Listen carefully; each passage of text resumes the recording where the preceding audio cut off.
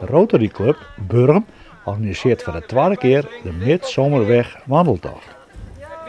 Maar wat doet de Rotary Club aan? We bezieken gewoon wat voor de minskip te beschutten. En ik ook een beetje scherp te horen. En dan joert een wandeltocht. Ja, prachtig mooi. Het tweede deel van de Simmerdijk.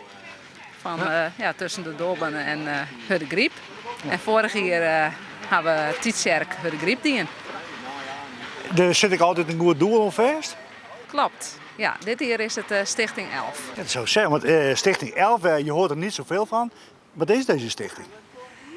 Wij organiseren logeerweekenden voor kinderen, jongeren en jongvolwassenen met een verstandelijke beperking. Deze wandeltocht, dat is de opbrengst voor de Stichting 11. Wat vindt u ervan? Nou, dat vind ik helemaal geweldig.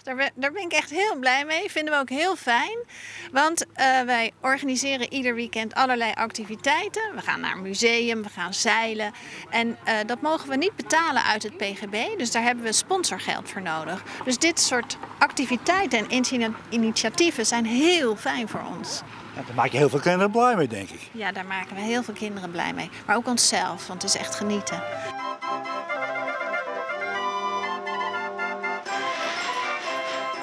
Het is een fantastische doelgroep. Ja.